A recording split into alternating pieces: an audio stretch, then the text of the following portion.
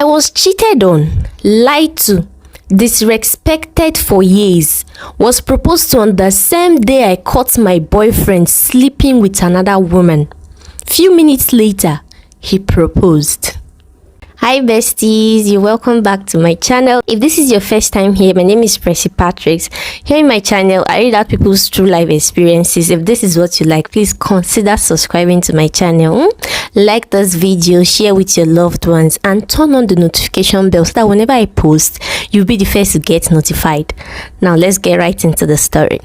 For context, call me Simi. I'm in my late 20s. I own a hair salon in Lagos. Nothing extravagant, but it's mine. I built it from the ground up with my own 2 hands, my savings, and more sleepless nights than I can count. That salon is my baby. It's where I feel most like myself. Loud Afro beats playing, the smell of relaxer and coconut oil in the air. My girls gossiping and laughing between clients. That place saved my life in many ways than one. It's also where my life fell apart. For this story, I'll call this guy Dio. He walked into my salon on a quiet Tuesday afternoon holding his mother's hands. His mother's hands. That detail alone always got me. A grown man, well-dressed, well-spoken, bringing his elderly mother to get her hair done. I remember thinking this man must be raised right. His mother, let's call her Mama Dio, was a small, cheerful woman with big eyes and even bigger personality. She laughed loudly and tipped generously and told me I had golden fingers. We got along immediately. Dio sat at the waiting area scrolling through his phone while I worked on his mother's hair. Every now and then, I would catch him glancing up at me, not in a creepy way, in a way that made my stomach do that stupid little butterfly flip. He was attractive, tall, clean cut, the kind of man who smelled expensive without trying too hard. When his mother was done and they were about to leave, he turned back at the door. "How much for the owner?" he asked. I raised an eyebrow. "Sorry?" He smiled. "To take the owner out, how much does that cost?" His mother hit him on the arm, embarrassed. I laughed. He looked at me like he had already decided something. I should have known then that a man this smooth had practice, but I didn't see it that way at the time. We went out 2 weeks later, dinner at a nice spot at the island, the kind of place with dim lighting and wine glasses that cost more than my monthly electricity bill.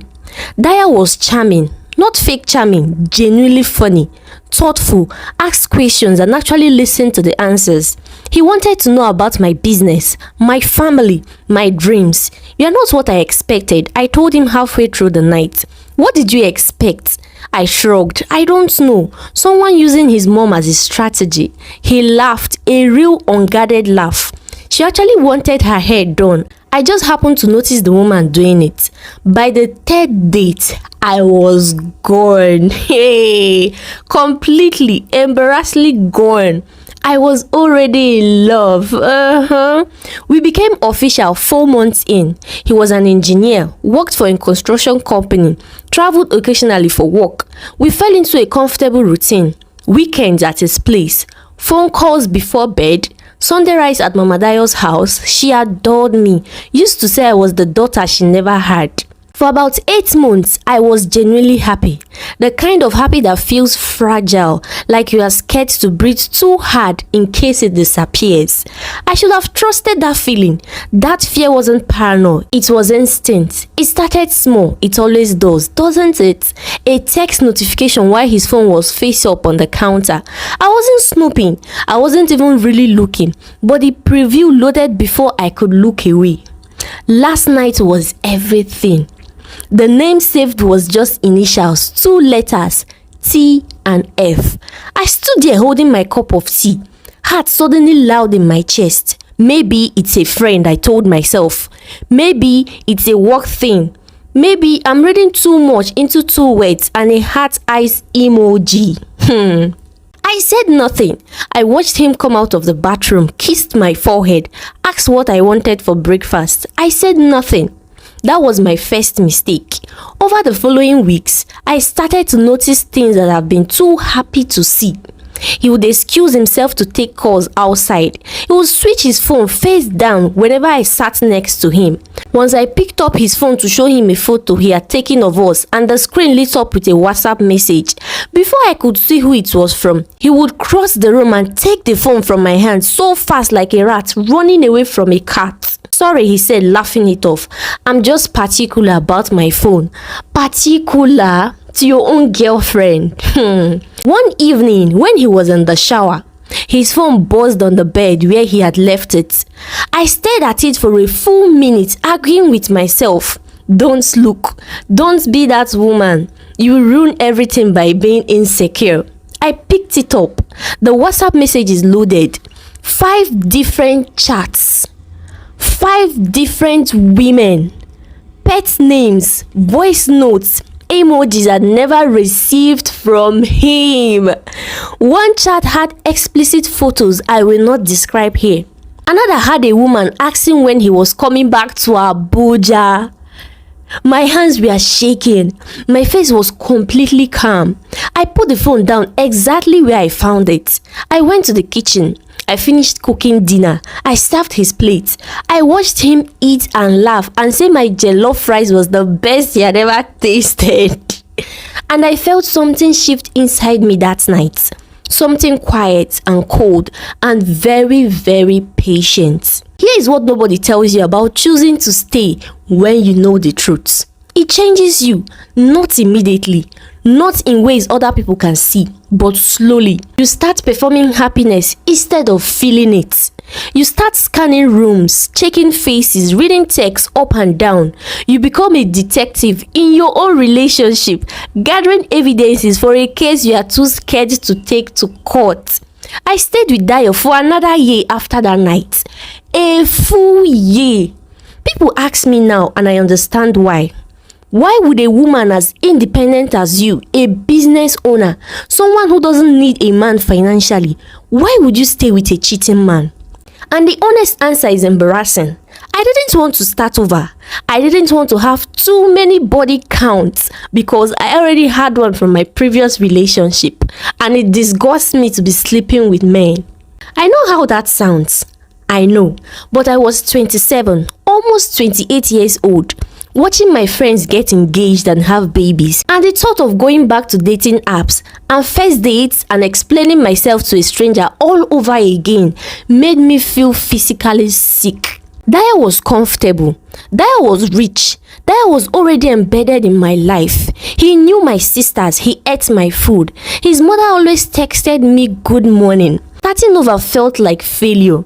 So I stayed and I told myself lies.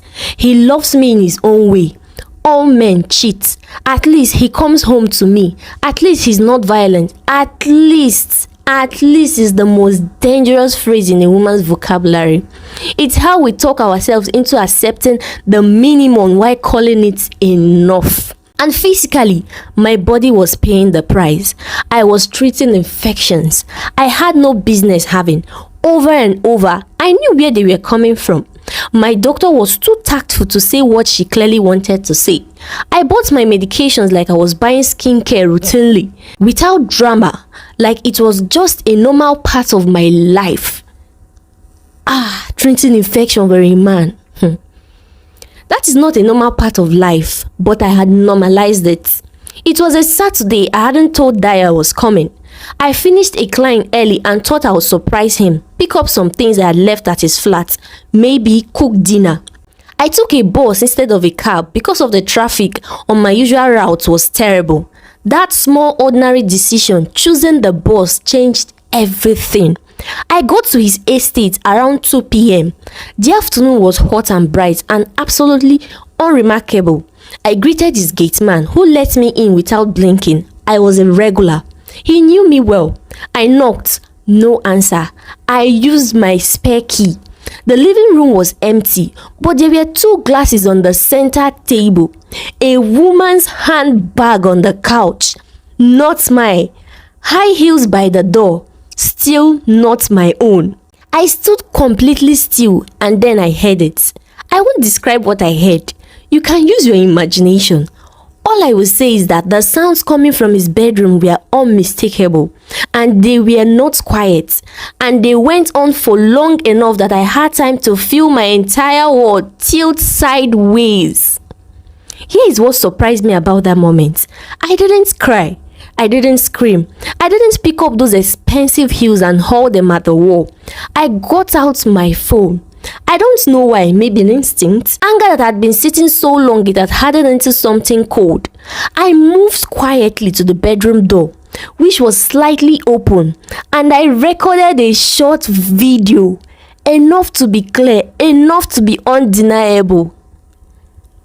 Then I walked back out of the flat. I sat in the small waiting area near the estate gate in the shade, and I waited. 30 minutes later, a woman came out, pretty, young. She flagged down a cab and left without looking back. I waited another 10 minutes, then went back inside.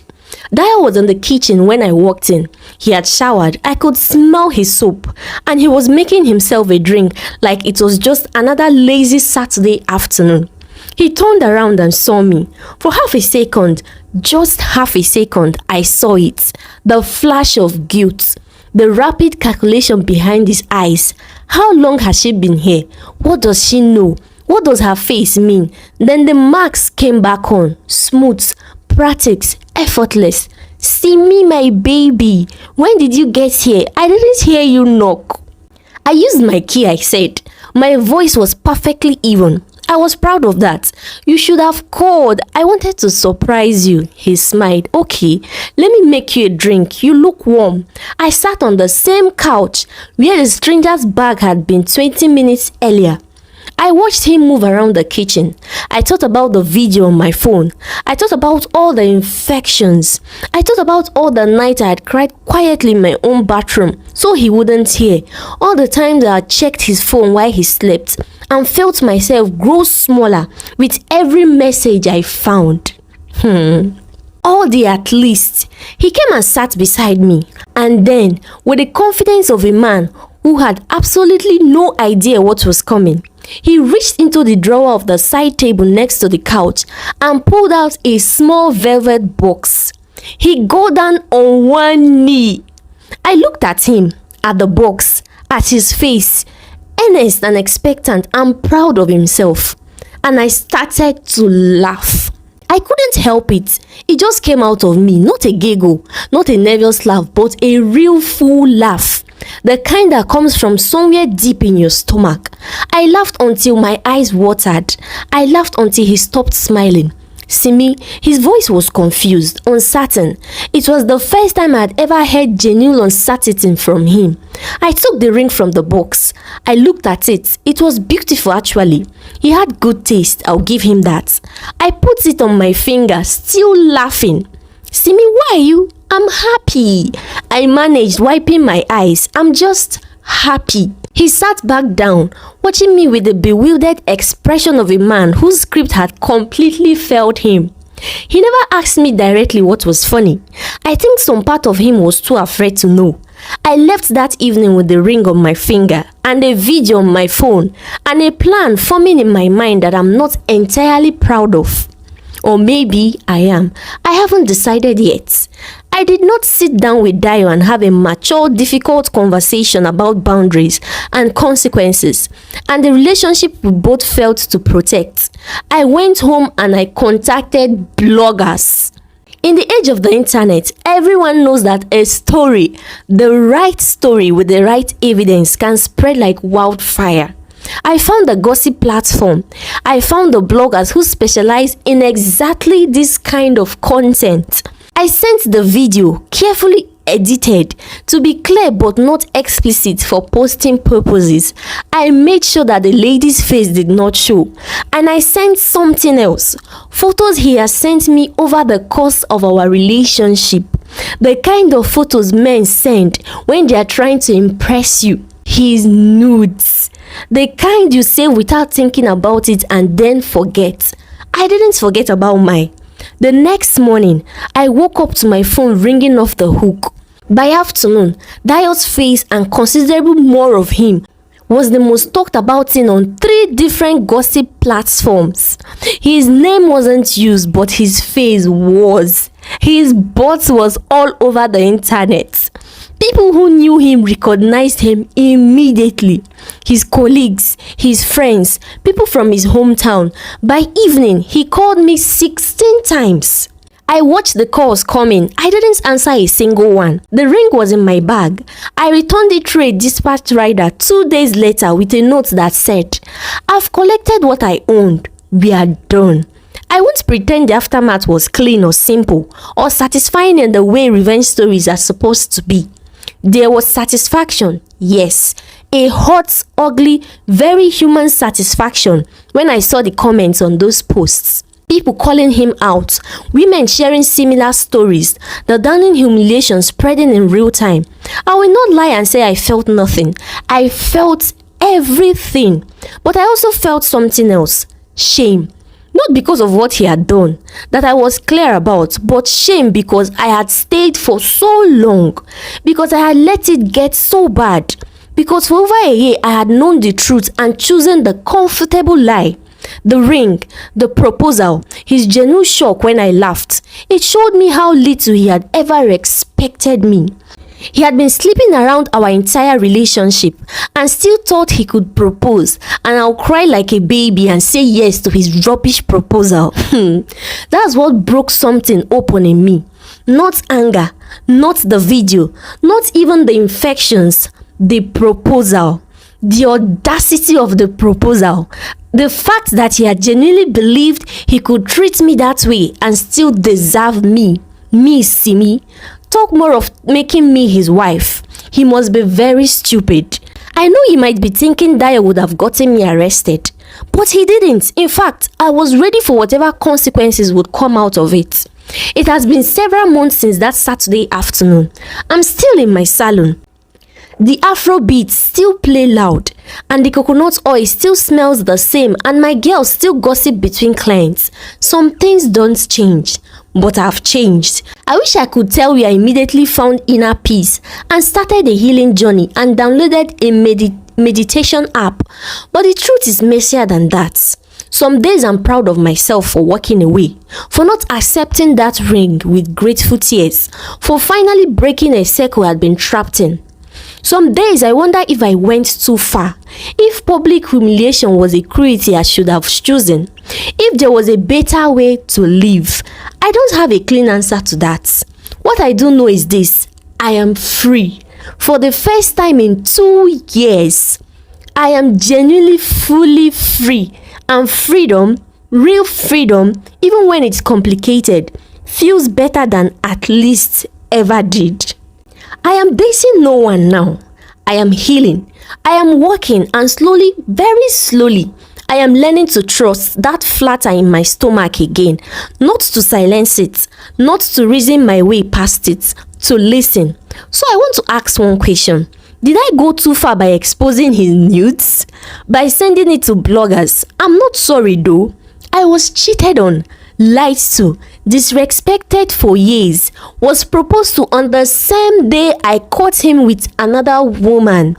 I had evidence, and I choose to let the internet do what the internet does. Wow, what a long story. Thank you so much for watching.